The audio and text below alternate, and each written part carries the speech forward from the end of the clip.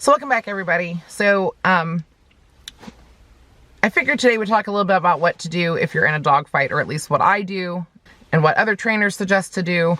You know, we've been charged now 2 more times since my last video by loose dogs. Thankfully, these 2 were just little Chihuahuas, and only one came at us, you know, wanting to fight. But he learned very quickly that you do not start a fight with 3 cattle dogs. So nobody got injured. The Chihuahua was fine. So I've watched a lot of videos like on, you know, TikTok and even YouTube over the years, you know, just some of these dog trainers, what they suggest to do when you're in a dog fight. I always question, have you ever been in an actual dog fight? Like, do you, because I've seen some where, you know, they tell you to, you know, if a dog is attacking your dog, get behind that dog and grab the dog by the neck and pull it upward and stay in a calm manner when you do that.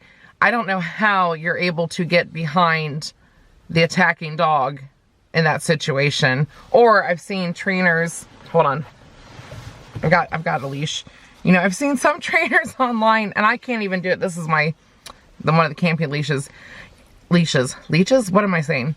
You know, I've seen some trainers say, you know, make a loop.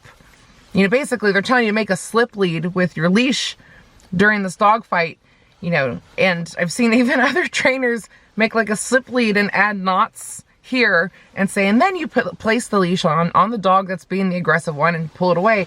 And it makes me wonder, like, have any of you trainers ever actually been in a dog fight? Because dog fights happen within seconds.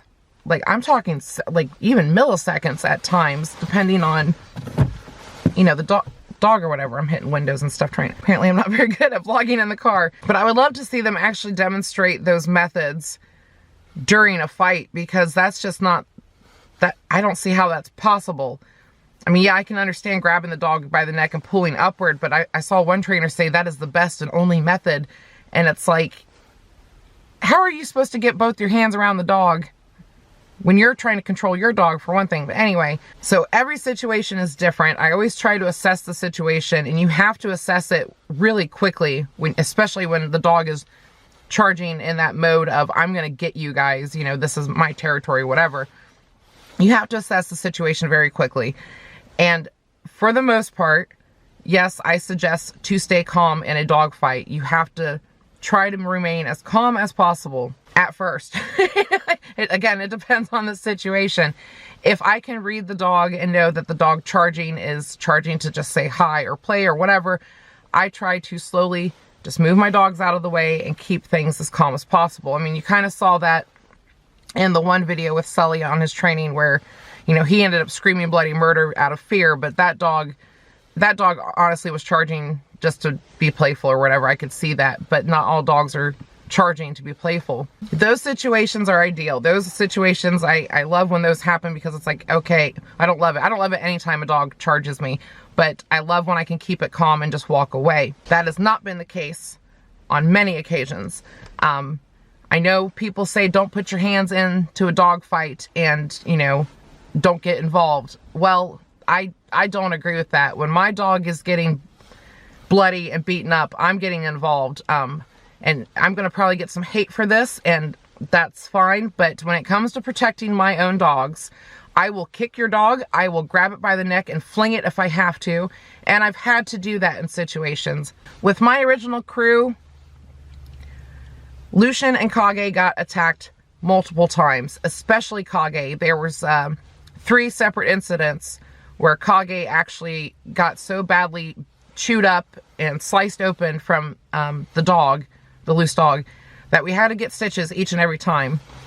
And one of those incidents, actually, the dog was a tiny Dachshund that would sneak into our yard because he wasn't fixed, and he could sense that my girls were about to go into heat.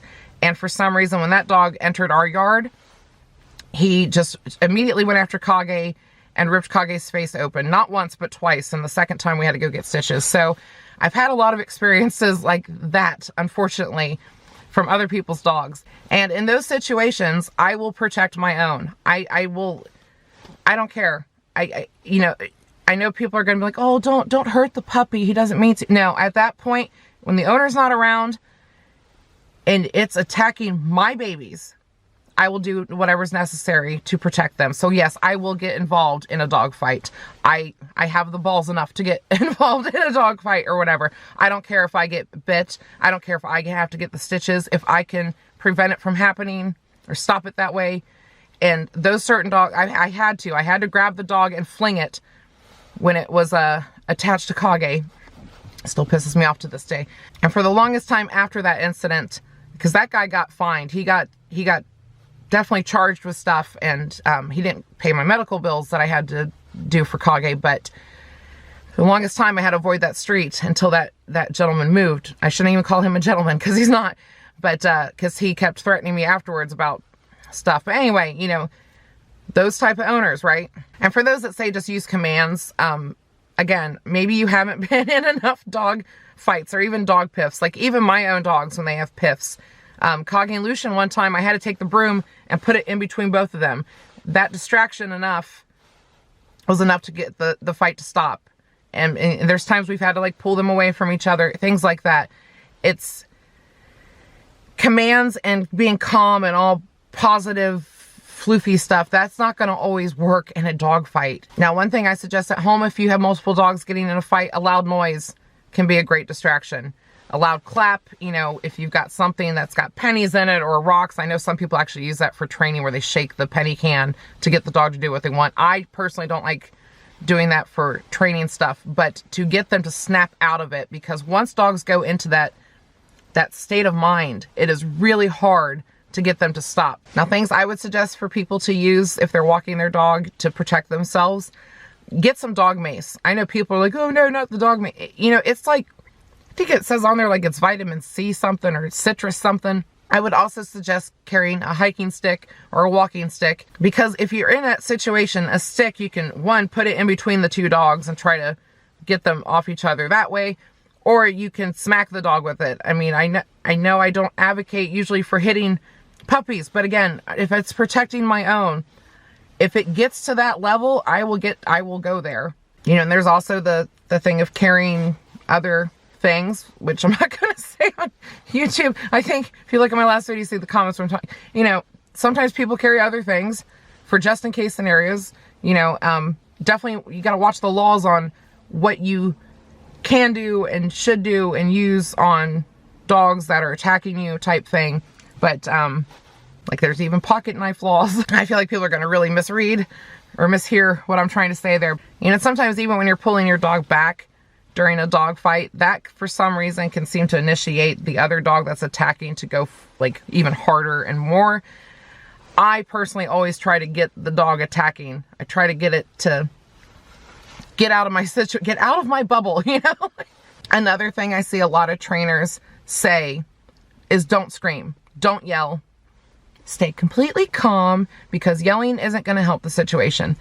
I call absolute BS on that. And here's why. Because some of these dogs are obviously not from good homes. There's reasons why they're acting the way they're acting. And even with the bulldog, I noticed once I started screaming for the owner, that's when the dog started backing up more. And yes, I might look like the crazy person cussing and screaming, trying to find out where the owner is over a dog attacking my dog. But that scream can do wonders on making the dog get shocked to its core and stop attacking. Now, the internet's going to love my suggestions, you know, scream and carry weapons. I don't think there ever really is a perfect and absolute way to stop a dog fight. Like these trainers that I see online that say this is the only way, this is the perfect way, I call BS on it. Like just because, based off of my experience, you know, that's why this is my opinion. I've just unfortunately had too many experiences with bloodshed and jerk owners in my area. Like, I can't even, like, we've already, like, January's already started and I've been charged by 4 dogs. And this is what, January 6th. What day is today? We'll check. Today's January 6th. 4 dogs. So already. And usually I feel like that's what happens within a month period where I live. And no, it's within a week I already got 4. So the rest of this month should be very interesting. I think the first maybe 5-ish years of living where I live, we didn't have this bad of a problem, and it's just got increasingly worse in the last how long have I been there? I don't know, over a decade. We'll just say over a decade, because I can't math right now. It's gotten increasingly worse, and I know the calming method does not work all the time. So yeah, stay calm, loud noises, carry some sticks, mace, and you know, other methods should be saved for extreme situations. And don't come at me about hitting dogs. Like, you know, if you follow my channel, you know that I'm not about abusing and smacking your dog during training and stuff like that. But when it comes to protecting my own, that whole thing goes out the window. I will do whatever it takes to get your dog off my dog. I don't care.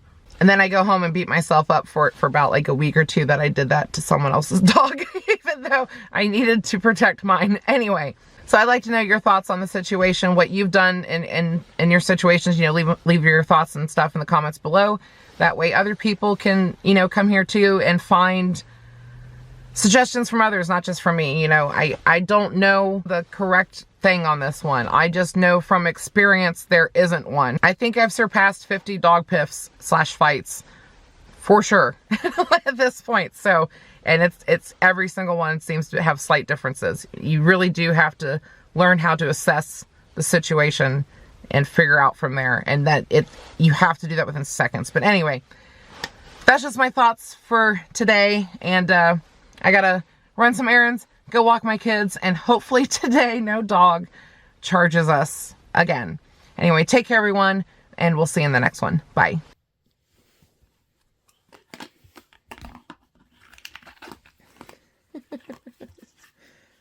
Ready for the knife fight?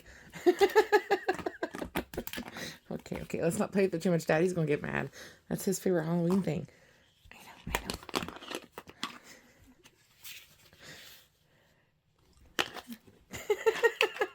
God. All right. Thank you. Good girl.